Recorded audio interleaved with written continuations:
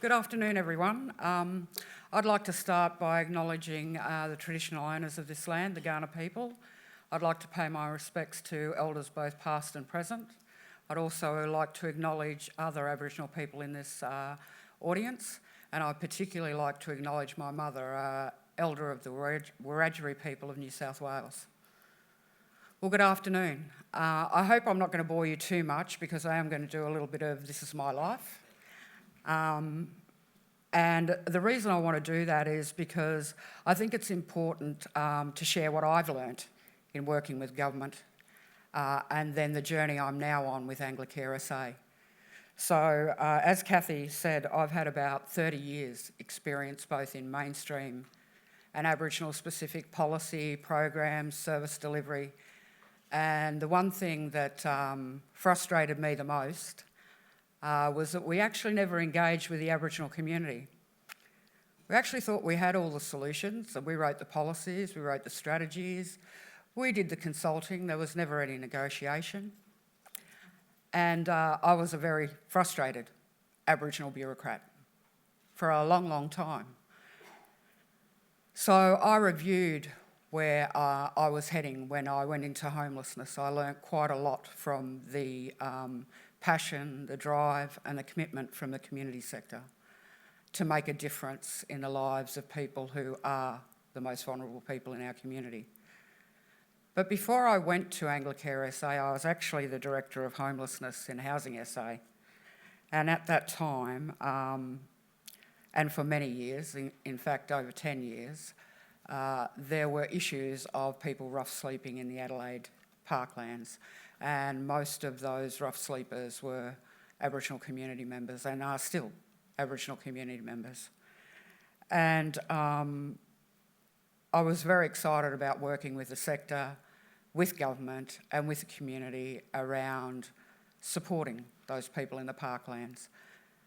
There was the introduction then of an extension to the dry zone in 2014. And we've since had another extension to that dry zone. And it's likely from the evaluation of the current operations that there will be an application for yet another extension of the dry zone in Adelaide Parklands. The strategies that were intended to be achieved within that dry zone extension was a safe and peaceful environment for residents, which I think we've achieved. Access to social services for vulnerable people, which has also been achieved. There is an operations group that meets quite regularly to provide supports to the vulnerable people in the parklands, but my concern is, are we actually providing the right response? Are we providing what the people actually need? It's one thing to provide access, it's another to be able to say that we've achieved something from that access. And the third criteria for the strategies was to promote safe and responsible use of the parklands for everyone without unduly restricting use of the parklands, which is quite huge. So I worked within what was the operations group and the senior officers group, and I continue to work with colleagues in the operations group. But when I moved to Anglicare just over 12 months ago, I asked Peter Sanderman if I could go and visit some different services, some Aboriginal controlled services, and have a look at what they actually do. And so I went and visited Townsville, to a place called Yumbameta, which is an Aboriginal community controlled housing organisation that has a diversion from custody program, that has a managed alcohol program, that has short-term and long-term sustainable housing programs. And I was very excited about the work that they do and the achievements that they have. And the one significant thing that stuck out for me was the partnership that they had with a local Aboriginal community, with council and with Red Cross, which is the predominant homelessness service in Townsville. I also went back to Brisbane and looked at the youth services there. And I also had a look at the Micah project, which is very impressive, and their Street to Home program. So I came back to Adelaide and I said to Peter, we need to have a new concept, a new way in which we deliver services. Because the fundamental thing that all of those services did was sat on the ground and talk to the people that were rough sleeping and ask them the kind of service that they wanted. So that's what I did. I've spent the last 6 months talking with people in the parklands or people on the street and finding out what it is that they want. And they want to be safe. Pretty fundamental. Just want to be safe.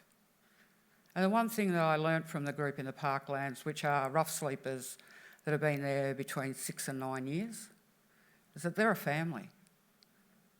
And they're part of the Adelaide community, which we forget. And they want to be around each other and support each other and love and care for each other. They don't want to be in individual houses, which is what we usually try and jam them into. And they won't go because, I won't use individual names, because there is a lady that needs the support of another lady who also supports another lady, and they have become 3 sisters. And none of them want to be a head tenant. They just want to live together and be safe. So Peter and I had some conversations and I wrote a concept. And the concept was for a healing place. So no matter where you were in your journey, we actually help to advocate for you the service that you want, not the service we think you want. And so this concept has developed and built and been endorsed by our board. But one of the things that we made sure that we recognised too is that we can't do it on our own, but that we could keep a place for people to be safe so that services could come in and work with them, so that they don't have to keep looking for them and trying to find them because they're hiding from a service response that they don't want.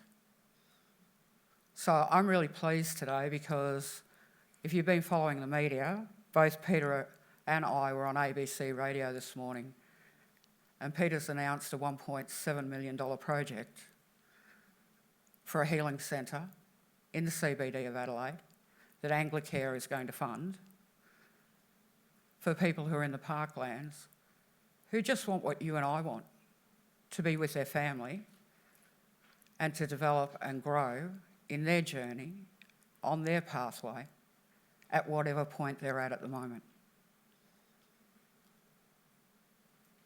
I just want to leave you with a little story that I heard from an elder here. But it's a story that comes from Stradbroke Island. And there's a grandfather. And he's walking along the beach with his grandson. And there are starfish all over the sand. And every few steps, the grandfather bends down and he throws the starfish back. And then another one comes out. The grandfather bends down, he throws another one back. The little boy gets really frustrated and he says, "Granddad, what are you doing that for? They just keep coming back." He said, "Don't worry about the ones that come back, son. Worry about the ones that don't." And I think that that's our job, to worry about the ones that don't come back and focus on the ones that still need our support. So thank you. I just want to show you something that's going up on our website tomorrow, and we will be looking for community support to change the boarding house complex that we've purchased into a home. So thank you.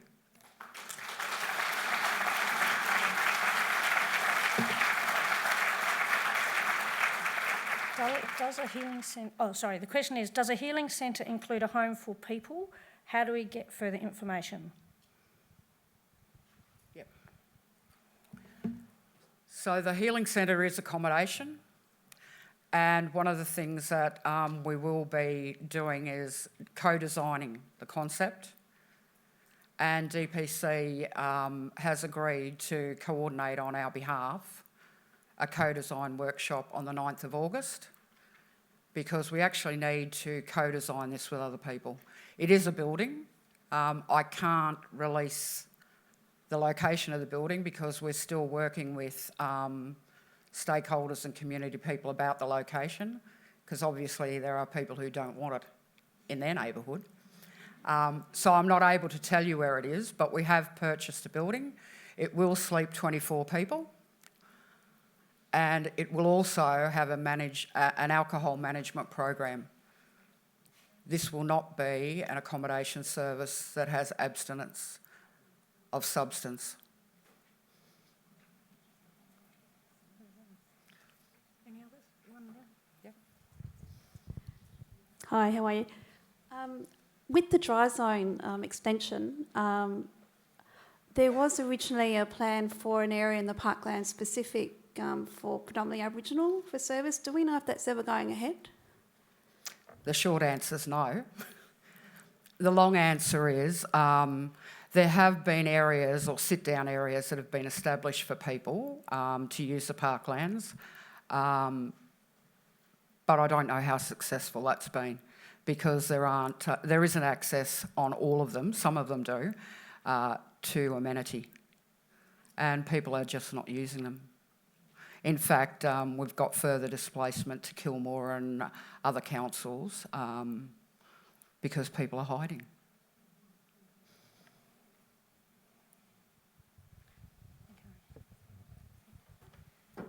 Thanks very much, Olive. Obviously, we'll all be watching with great excitement your latest development. Thank you.